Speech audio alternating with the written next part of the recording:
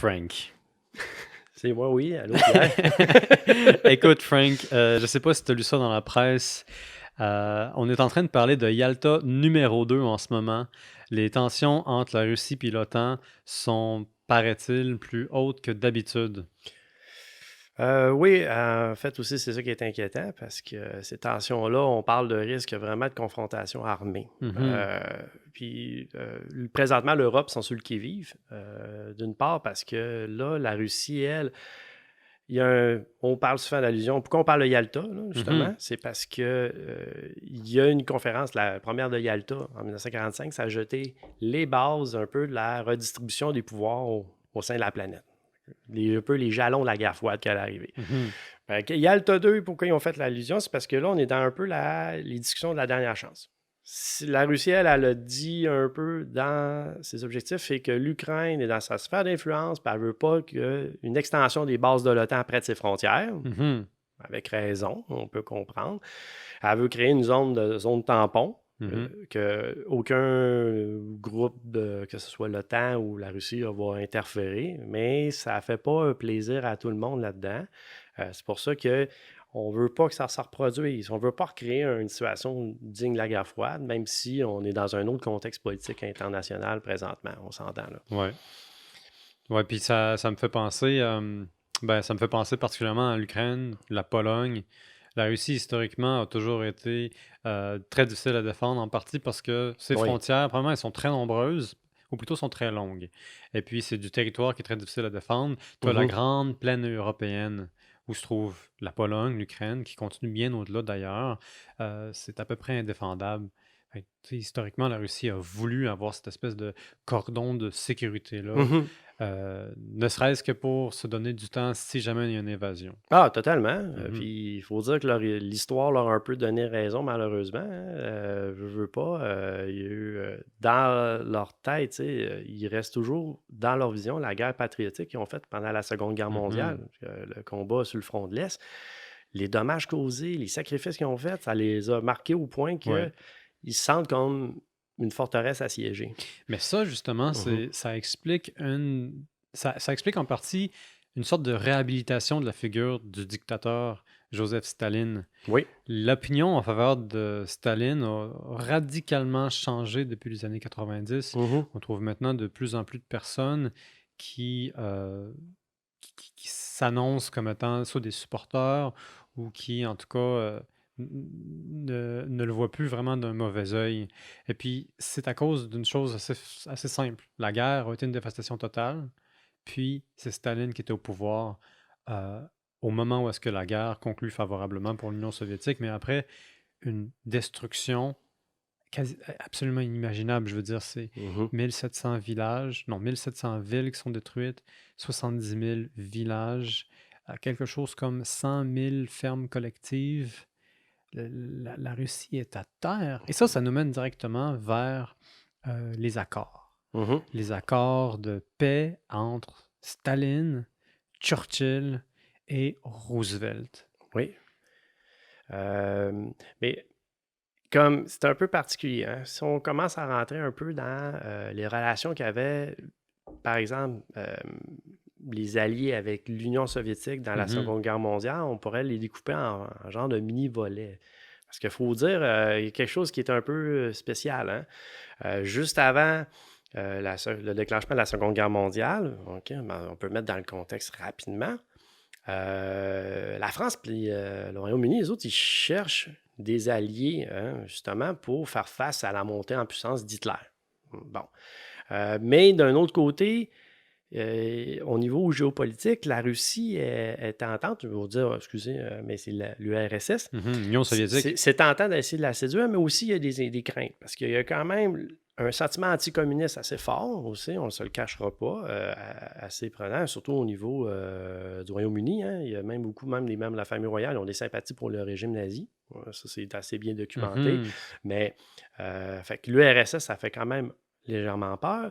L'autre côté aussi, c'est que ils voient plus la Pologne est un allié concret de la France, mais ils savent que l'Union soviétique, la Pologne, ça les intéresse pas. Hein. Eux autres, même au contraire, ils voudraient les intégrer dans leur giron. Mhm. Fait que là, il y a comme un moindre mal.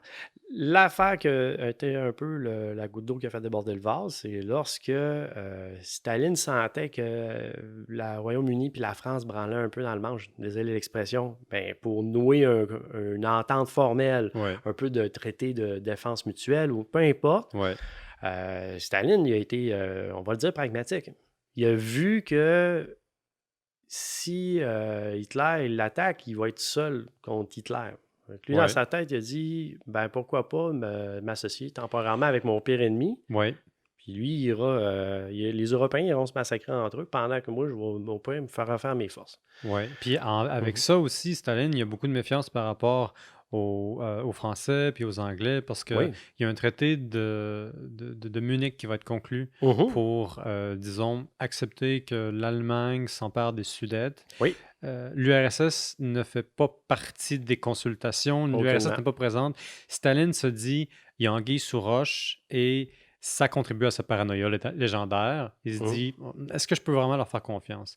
Puis là, quand en 1941, l'Union soviétique est engagée et que les Alliés disent, oui, on va ouvrir un deuxième front, Staline entend ça et se dit, est-ce que je dois leur faire confiance? Est-ce que je peux leur faire confiance? Puis toute l'année d'après, ça va être une espèce de jeu géopolitique entre les trois figures dont on a parlé Oui. pour enfin ouvrir un deuxième front. C'était des éléments clés parce que Staline, il avait la pression. On s'entend que le trois quarts des forces de l'Axe sont sur le front de l'Est. La Mhm. saignée, elle se fait justement sur ce secteur C'est la, Ru- opérationnel. c'est la Russie, c'est l'Europe de l'Est qui saigne le plus. Puis même si les États-Unis sont rentrés en guerre en 1941, on ne se Mhm. le cachera pas, ils ne sont pas encore prêts à 100% pour mettre leur effort, faire une invasion en Europe. Mhm. Au contraire. Puis ils ont aussi le théâtre avec le Pacifique contre le Japon aussi, ça mobilise une partie de leurs forces. Le Royaume-Uni est encore un peu en train de se battre seul dans le secteur européen. Dans le secteur du Pacifique, ça ne va pas bien non plus.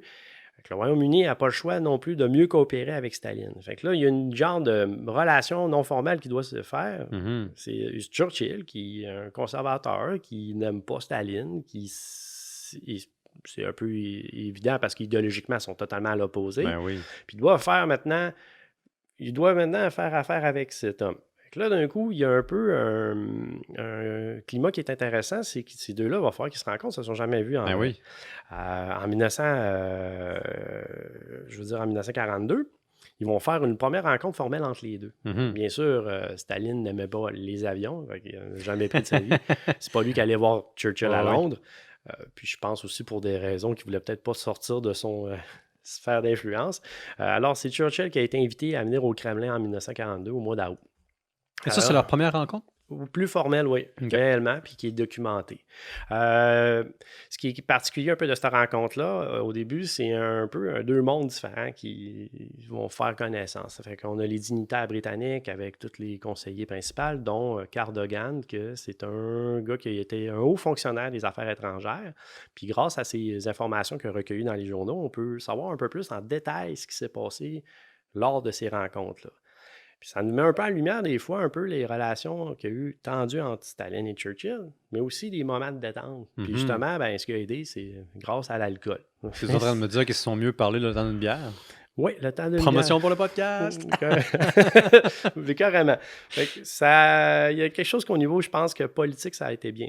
Au début de la rencontre, au mois d'août, ils ont fait des soupers, quelques conférences, mais il n'y a rien qui marchait. Mhm. Chacun était sur leur position défensive. Tu sais, comme parce que Staline, lui, il demandait une pression de plus la force de la Royaume-Uni. Ah oui, s'il vous plaît, débarquez-moi plus de troupes, désengorgez-moi Ouais, mon il y a une front. chose que Staline veut, c'est l'ouverture de deuxième front. Et Oui. il n'arrête pas de leur dire. Puis il manque aussi des fois de matériel. Là, il manque des pressions. L'Angleterre avait promis justement d'envoyer du matériel. Ça se faisait pas. Ça branlait aussi finalement. Je excusez d'avoir avec cette expression-là, mais il y a de quoi de...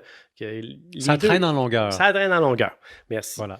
Alors, les deux, ils n'ont pas réussi à conclure de quoi de bien, puis il y a une frustration qui se fait. Ouais. Même, je vais citer Cardogan, il avait dit dans ces rencontres-là, qu'il dit « On ne peut imaginer rien de plus affreux qu'un banquet du Kremlin, mais il faut l'endurer. » Fait que lui-même, il était comme « Wow, c'est quoi cette affaire-là? » Est-ce que c'est possible que ça ait rapport avec les toasts légendaires du Kremlin?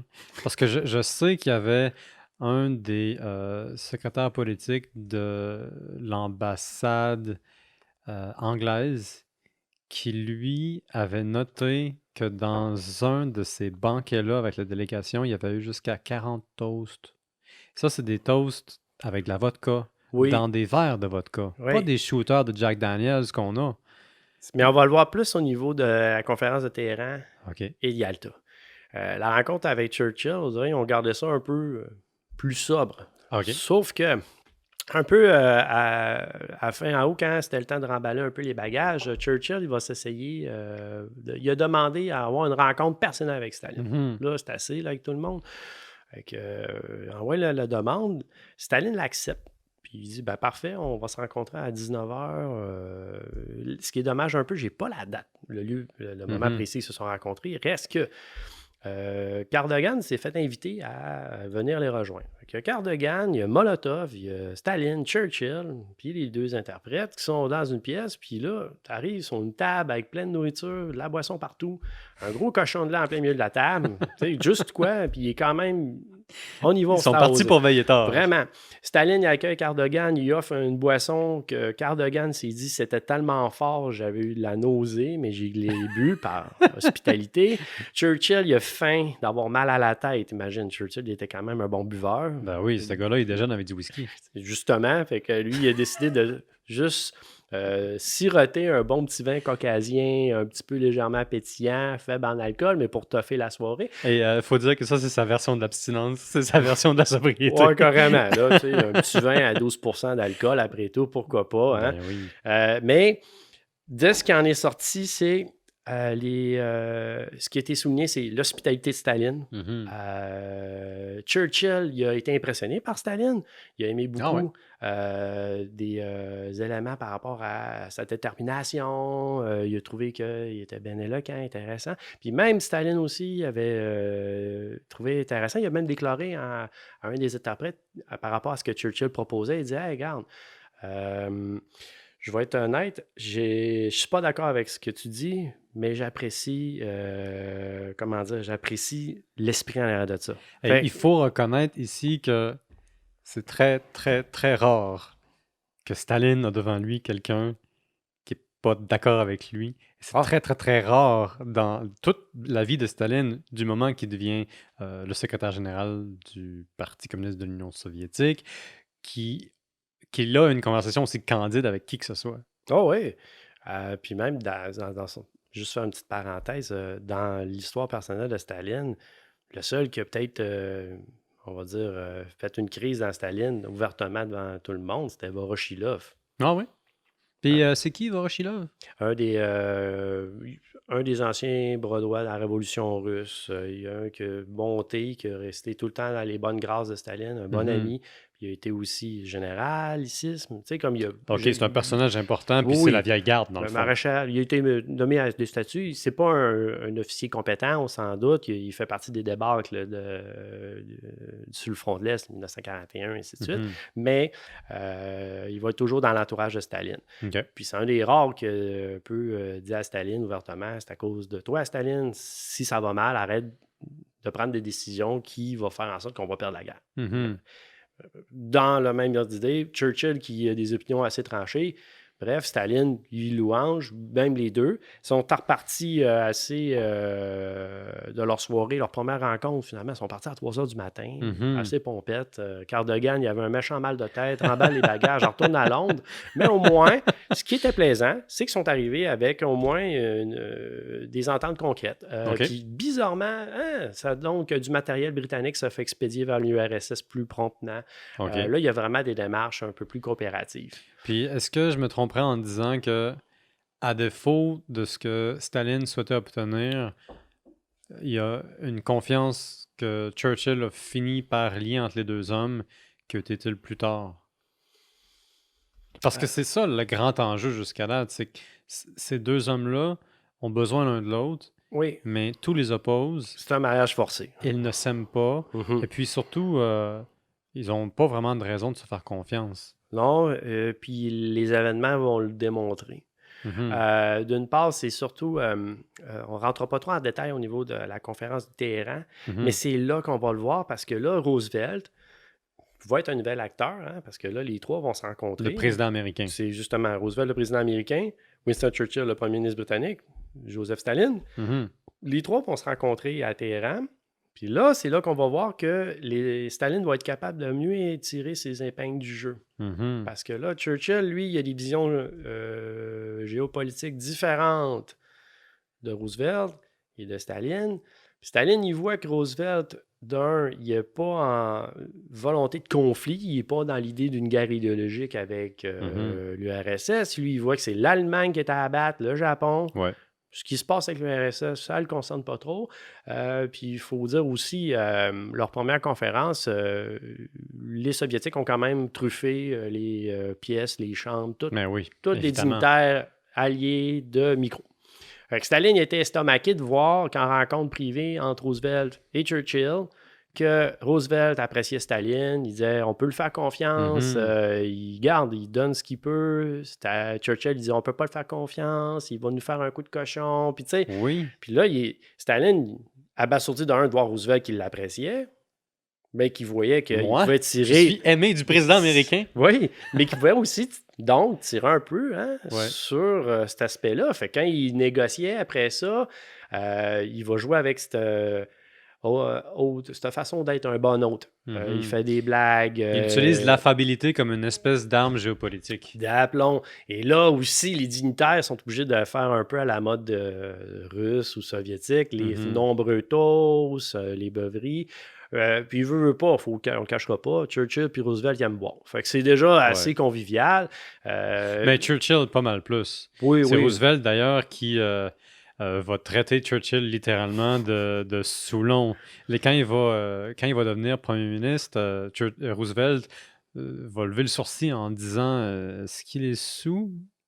Ouais. C'est pas lui qui est sous tout le temps. Mais ce qui est intéressant avec Staline, c'est que ben, lui, s'il y a une grande force, c'est bien celle de manipuler le monde. Parce que tout l'exercice du pouvoir à la tête de l'Union soviétique que Staline va ultimement faire va consister à tourner les gens les uns contre les autres autour de lui. Ah, il est, oui, très habile. Mhm. Puis, je pourrais le dire même, il a été très habile au niveau géopolitique. Il a su tirer les cartes du jeu assez bien. Puis c'est un jeu qui était très dangereux, hein, on ne se le cachera pas, parce que là, on est dans une guerre totale. On est dans une des guerres, les conflits les plus violents que l'humanité a connus. Puis d'arriver à. On ne se le cachera pas. Là, au début, en 1942, quand il rencontre Churchill, Mhm. la Russie, ça va pas excellemment bien. Stalingrad, Mhm. c'est pas désengorgé. Le Royaume-Uni non plus, ça va pas très bien. Fait que ça, c'est normal qu'il y avait une tendance à pouvoir plus s'entendre. À Ouais. partir de 1943, quand ça commence à changer, là, on voit que Staline, il met ses conditions un peu plus. Puis Churchill, il est contre. Lui, en plus, souvent, il est en opposition. Ouais. Churchill, dans sa tête, il dit on va ouvrir un front en Yougoslavie, dans les Balkans. Ouais. Il veut passer par la Turquie aussi. Carrément, mais Staline ne veut pas parce que ça va être dans sa zone d'influence. Ouais. Puis pourquoi qu'il ferait ça? Staline n'était pas dupe. Puis Mhm. les Américains, Roosevelt, il était conscient qu'il disait pourquoi tu vas aller là quand notre but c'est de libérer l'Europe, on va aller en France. Bref, Ouais. on voyait déjà que Staline pouvait avoir plus de poids en s'entendant avec Roosevelt. Puis, il faut vraiment insister sur un point, à quel point il y a un revirement de situation, un revirement des forces, un retournement de pouvoir, si on veut, entre 42 et 43. En 1942, Leningrad est encerclé. Mhm. La Wehrmacht est à Moscou. Et puis, le siège de Leningrad est absolument épouvantable. Oui. Il y a à peu près, je pense, 40% de la population qui va mourir. Et puis, en Europe, ça fait 1 an, peut-être plus, que les Alliés tentent d'ouvrir un deuxième front. Mhm. L'Angleterre n'a pas les moyens. Non. Le support américain se fait attendre. Donc, tout le continent européen qui résiste contre Hitler n'en a pas les moyens. L'Union soviétique ne peut pas. Puis, en 1943, enfin, une percée monumentale qui est quasiment sans précédent, Stalingrad. Mhm. Après un énorme siège très coûteux, les Soviétiques renversent la vapeur. Et puis là, il va y avoir une espèce de suite à ça. Il va y avoir la bataille des tanks à Kursk, dans Oui. laquelle tout est renversé. Là, on prouve que la victoire de Stalingrad peut être répétée. Et à partir de ce moment-là, les Soviétiques ont le vent dans les voiles. D'une certaine façon, c'est quand même ce qui va se passer.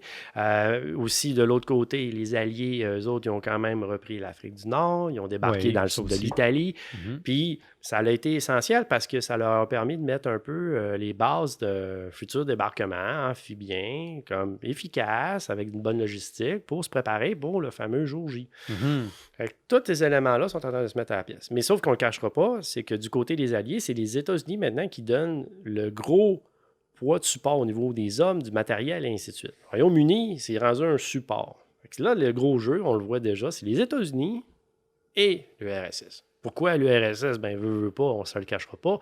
La pression est encore sur le front de l'Est. Ouais. La guerre totale est là. L'Allemagne tente coûte que coûte de renverser la situation, comme tu viens de parler de la bataille de course, mais comme Mhm. que ça a été un échec, finalement, tout ce qui va se passer, ça va être essayer de retenir le rouleau compresseur soviétique, parce que là, les Russes, ils vont être prêts.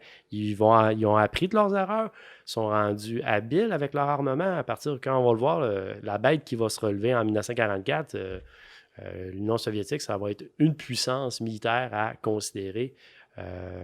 Puis même que même souvent, on a un peu, malheureusement, à cause des peut-être une vision idéologique, on a souvent négligé un peu leur participation puis leur sacrifice, mais on n'a pas aussi un peu enhancé leur qualité qu'ils ont acquis par rapport à des tactiques militaires, par exemple, ainsi de suite. Fait que Staline, il était conscient de cette force-là. Mhm. Puis ça le permettait un peu plus, avec confiance, de plus tard arriver à des tables de négociation puis dire, regarde, moi, je vais tenir mon bout. Alors, on va le voir, la dernière conférence qu'ils vont avoir à Yalta, c'est là que l'on voit que qui a réellement le gros bout du bâton. Justement. Juste faire une petite histoire courte, on va se remettre dans le contexte avant d'arriver à Yalta. Ben oui. 1944, débarquement de Normandie, parfait, on arrive en France, les Alliés débarquent. Le deuxième front, enfin. Oui, enfin. En Italie, ça l'avait stagné. Ils n'ont pas réussi à monter énormément. C'est difficile à conquérir, à contrôler. Les Allemands, ils n'ont pas besoin d'avoir beaucoup d'armées pour défendre le territoire. Puis, c'était nécessaire d'ouvrir un nouveau front. Ça se fait, le jour J arrive. C'est un succès initial. La campagne qui a eu lieu, ça a été un désastre pour l'armée allemande, mais la bête n'était pas achevée. Au même moment, plus tard, au mois de juin, les Soviétiques déclenchent l'opération Bagration, qui est une des offensives les plus majeures de la Seconde Guerre mondiale. Et pour la première fois de l'histoire de militaire allemande, c'est les Allemands qui perdent plus de troupes que les Soviétiques. Fait que là, on a une armée qui est moderne, qui est efficace, qui ont enfin compris les déploiements interarmés, c'est-à-dire l'usage efficace de l'infanterie, des armes motorisées comme des chars d'assaut, puis de l'aviation en même temps avec la communication. Fait que là, ils ont fait une opération en profondeur. Ils ont poussé l'armée allemande du début le bord de la Biélorussie jusqu'au Vistule, presque au bord de la Pologne, en même pas quelques semaines. Quand on y pense, en superficie, en territoire géographique, c'est immense. C'est d'autant plus impressionnant que très souvent, la Russie se fait historiquement, disons, malmenée pour s'être faite envahir en dedans de quelques semaines par la Wehrmacht. Ouais. Et quand la Russie, je vais dire l'Union soviétique, réussit finalement à faire cette fameuse et énorme contre-offensive, ben c'est à peu près l'équivalent en sens inverse. Oui, totalement. Surtout qu'on peut mettre deux affaires un peu séparées. C'est quand l'Allemagne va déclencher l'opération Barbarossa. Les Soviétiques, même s'il y avait eu des avertissements préalables que l'Axe allait passer à l'acte, les Soviétiques n'ont pas réagi sur le coup, ils ont laissé faire. Fait que ça a été vraiment un peu, on pourrait le dire, une attaque tracée traîtresse. Mais l'agression, c'est le contraire. Ouais. Les Allemands, ils savaient qu'ils allaient attaquer les Soviétiques. Où, quand, de quelle manière, ça, c'était un peu... puis ils l'ont eu en pleine face. Excusez de le dire de même, mais c'est quand j'y pense, il y a un petit côté, regarde... il y en a beaucoup qui ont mangé la claque. Là. Oh oui, l'arroseur en arrosé. Europe de l'Est, en Europe centrale. Oui. Il y a eu beaucoup de carnage, il y a eu beaucoup de ravages. Mais tu sais, pour ce qui est du retournement de situation, là, ou plutôt pour ce qui est de l'opération Barbarossa en Union soviétique, j'écoutais récemment un documentaire du professeur Kotkin, qui est maintenant un des plus grands experts sur l'histoire de Staline. Puis il disait quelque chose de super intéressant. Il disait que tous les Alliés savaient que les Allemands se préparaient à envahir la Pologne, puis après ça, qu'ils allaient attaquer la Russie. Tous les Alliés savaient que ça s'en venait, que l'Union soviétique, c'était juste une question de temps, que ça allait arriver très rapidement. Tout le monde savait que l'opération Barbarossa était en cours. Par contre, il n'y a personne qui avait un document physique pour prouver la chose. Ce qui veut dire qu'aux yeux de Staline, comme aux yeux de bien des Alliés, c'était des rumeurs. En tout cas, Staline le prenait comme ça. Mais Staline n'était pas le seul à s'être fait prendre par surprise. Ouais. Fait que, ça sous-entend qu'il a fait beaucoup de mauvaises décisions, mais on peut pas complètement lui imposer. Comment je peux dire ça? Tout le monde s'est fait surprendre, c'est ça. Parce qu'en fait, lui, ce qu'il semblait croire, c'est que l'amassement de troupes le long de la nouvelle frontière avec les territoires cédés à l'Union soviétique, c'était juste pour faire un bluff, puis qu'il y avait un ultimatum qui allait venir. Et puis, Staline pensait que, dans le fond, il y avait un an. Ça a été ça son erreur. Oui. Lui, dans sa tête, il savait qu'il y avait un contrat à bas. Il s'est sauvé du temps, mais lui-même, il ne pensait pas que Hitler allait passer à l'acte. Puis même encore, pour revenir encore avec le secret de Barbarossa, la diplomatie japonaise avait passé par Berlin. Puis même, qui était l'allié formel de l'Allemagne nazie, les autres, ils avaient même dit qu'ils n'avaient jamais parlé de leur plan d'attaque de l'Union soviétique. Donc déjà, en partant, Hitler il avait gardé ses cartes dans ses mains puis essayé de faire son petit jeu de magouille en pensant qu'il allait être capable d'abattre l'Union soviétique en peu de temps. On arrive à une guerre qui va être déclenchée d'une manière totalement, on va le dire, assez traîtresse, parce que je veux pas, il y avait un pacte de non-agression entre les deux. Ouais. Mais que tous les deux savaient qu'ils allaient trahir, dans le fond, le plus tôt possible. C'est sûr, c'est ça. Ouais. Mais l'Union soviétique, il y a aussi des historiens qui tentaient à essayer de démontrer que Staline voulait envahir l'Europe, le kit. Ça, c'était à prendre avec un grain de sel. C'était pas dans les motivations et les intentions. Je trouve qu'on va le voir, c'est qu'à partir de 1944, quand l'Union soviétique va pousser assez fort l'Allemagne avec des gains assez phénoménaux, on va voir qu'en temps de minute, là, les Alliés, eux autres, ils traînent de la patte pour s'approcher de l'Allemagne. Quand on regarde la distance entre la Normandie et l'Allemagne, c'est beaucoup plus court que Moscou à Berlin. Là, on se retrouve à attends une minute, là, il y a une course qui va commencer à se sentir, à se faire. Ben oui. Et justement, la conférence de Yalta, la fameuse conférence, celle-là, ça va être un peu qui va jeter un peu les prémices de ce qu'on va appeler plus tard la future guerre froide. On a un Roosevelt qui est mourant. Il reste 2 mois à vivre en 1945 quand il va rencontrer Staline pour une dernière fois le 4 février. Churchill, lui, il y a encore une vision de voir une paix européenne différente avec que le Royaume-Uni est encore le number one. mais ça ne se passera pas ainsi. Fait que là, l'Allemagne, elle est à l'agonie, on le sait. Qu'est-ce qui va se passer? Mais Hitler, dans son délire, il pense encore être capable de gagner, mais même si je ne sais même pas s'il y croit lui-même, mais bref, c'est quand même pas ça qui est rassurant. La réalité est que les troupes soviétiques sont aux portes de l'Allemagne. On a des divisions blindées puis des troupes armées qui sont prêtes à déferler sur le reste de l'Allemagne puis à s'approcher de Berlin.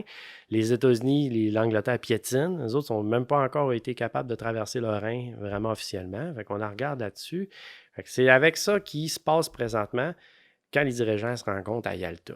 Bien sûr, c'est où Yalta, juste pour préciser? Yalta, oui, c'est une bonne affaire. Yalta pour. Bonne question, une bonne histoire courte. Les gens ils vont dire c'est où ça? C'est quoi ils parlent depuis 40 minutes? Yalta.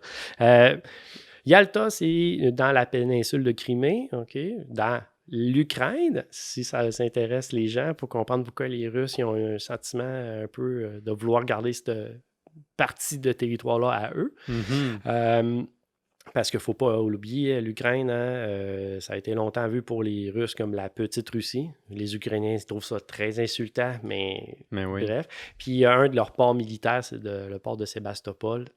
C'est un port naval important pour les Russes, du fait pour l'accès à la Méditerranée, et ainsi de suite. C'est le port d'accès à la Méditerranée, en fait. Fait que militaire et stratégiquement, c'est essentiel.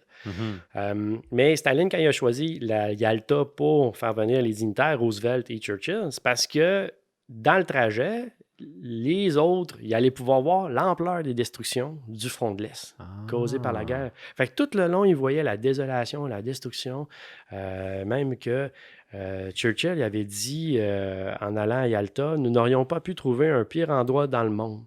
Comment il voyait ça?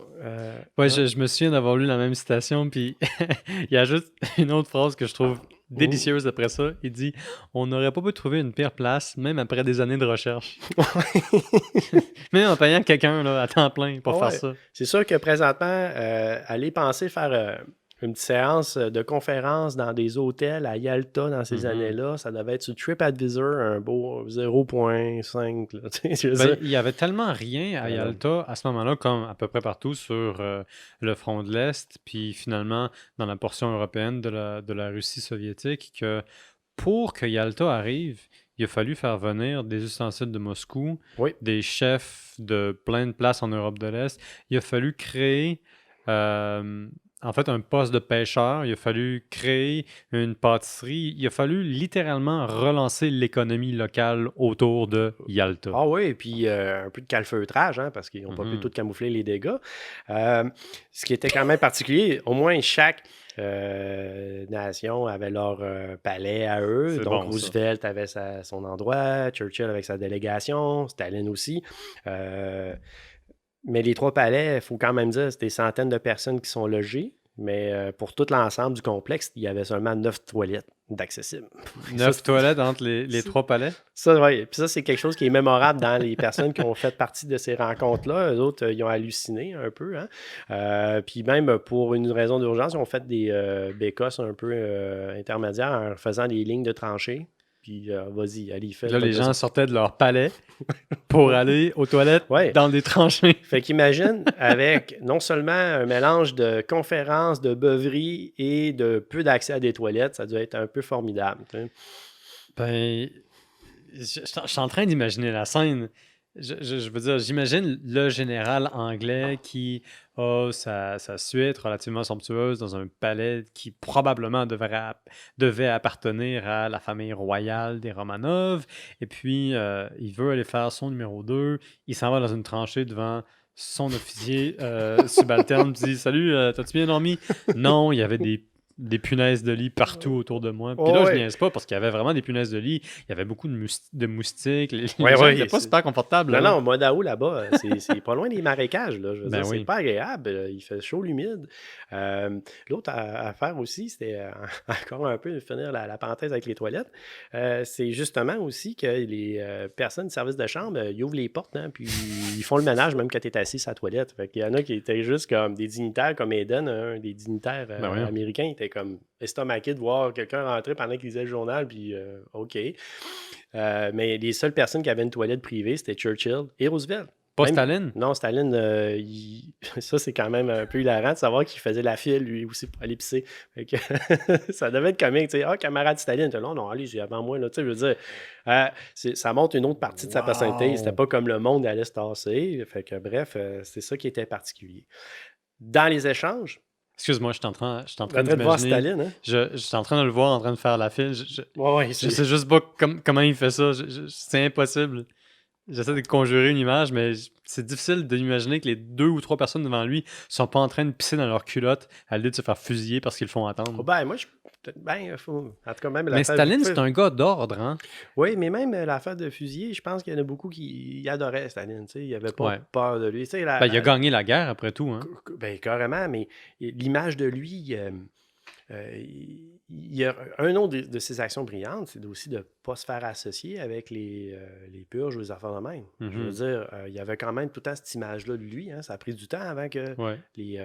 puis même son cercle intime, jusqu'à la fin du pouvoir, c'était un cercle qui était quand même conscient de Ouais. ce qui se passait, mais c'était très limité. Fait que Ben, il faut l'ensemble de dire aussi l'appareil que était. c'est un peu un tueur sanguinaire qui a fait éliminer la plupart de ceux qui auraient pu rivaliser de pouvoir avec lui, puis qui est responsable aussi de la mort de millions de personnes dans des camps de travaux forcés, puis à force d'exécutions sommaires.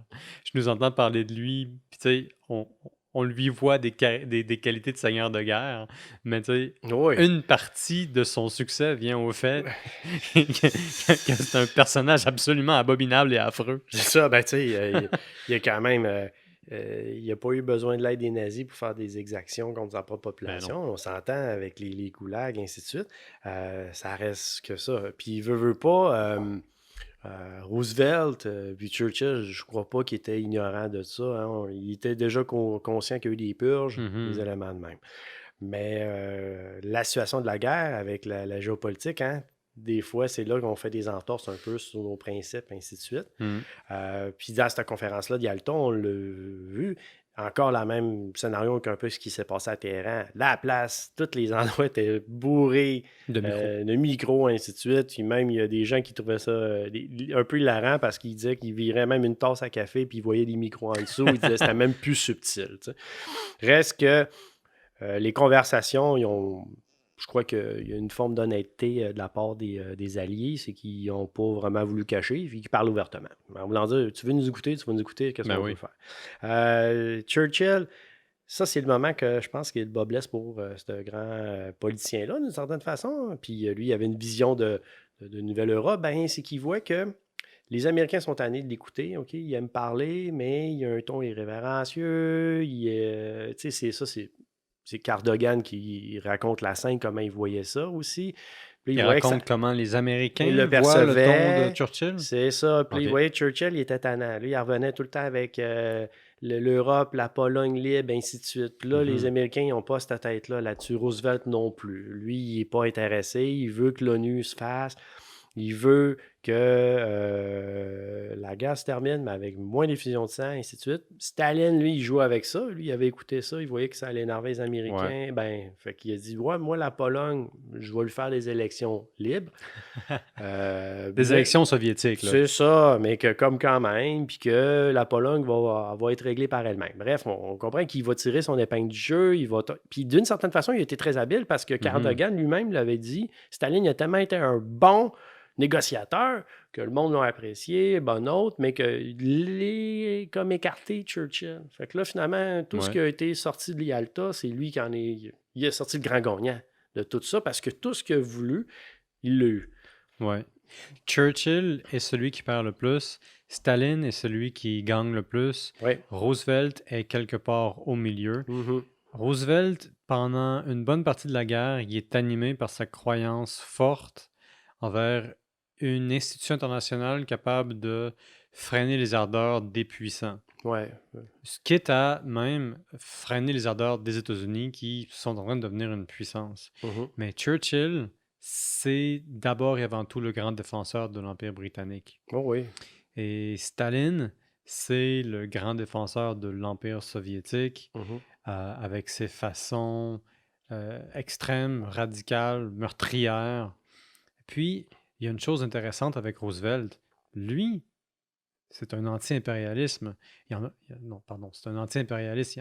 Roosevelt, il n'aime pas Non, la Grande-Bretagne et ses colonies.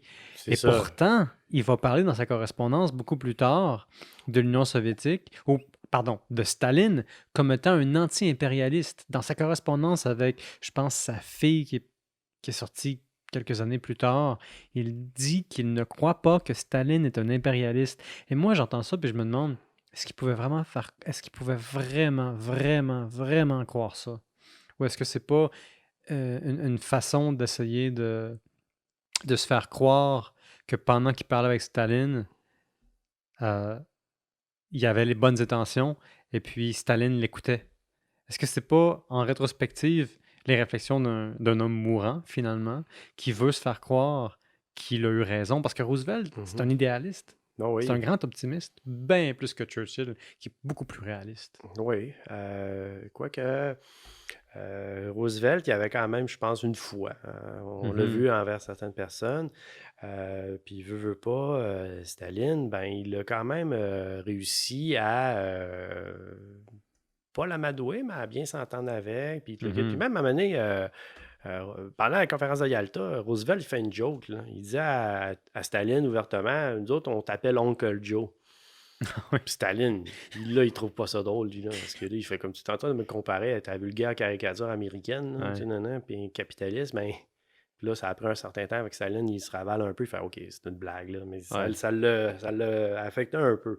Ça, on l'avait vu, ça l'a piqué au vif. Mais pour le reste, tu sais, dans leurs échanges, ça a tout le temps été cordial puis courtois. C'est quand même ça. Je pense qu'il y avait non plus une forme de respect. Je dis pas que... puis même, pour être honnête, quand Staline il a appris la mort de Roosevelt, ça l'a déçu puis ça Ouais. l'a affecté aussi. Il l'a pas... Ouais. Fait que je pense que... Puis par rapport au contexte impérialiste, il faut voir un peu... Je vais le dire de ma façon un peu de l'analyser, la politique, de mettre dans la tête de ce dirigeant-là, Staline.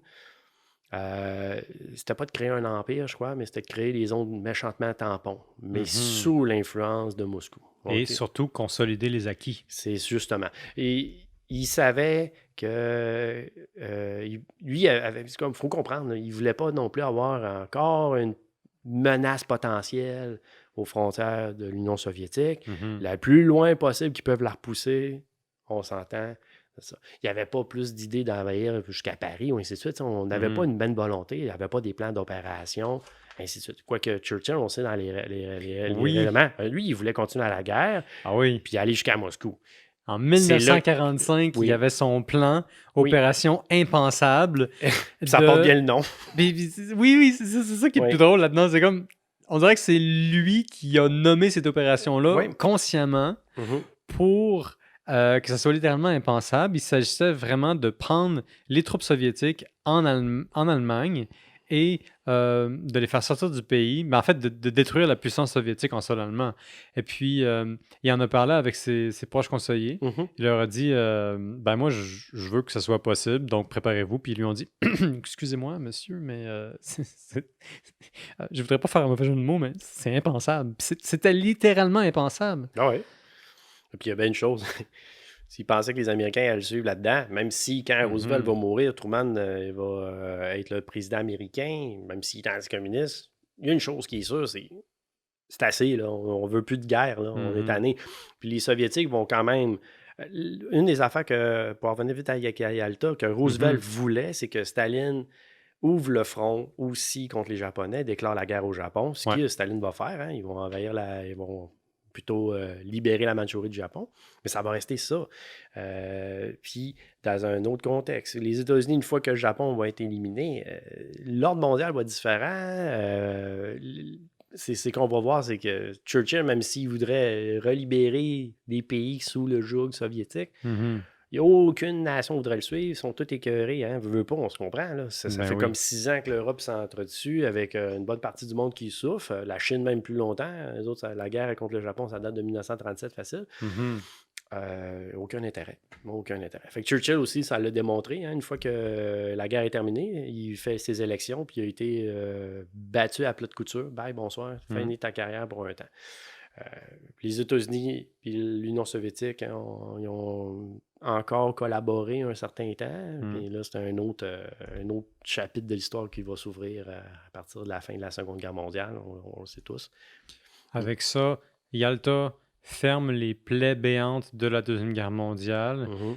et en mettant des frontières au sang et au feu, crée enfin le contexte, ou plutôt le territoire sur lequel va se jouer la guerre froide. Je pense que Mhm.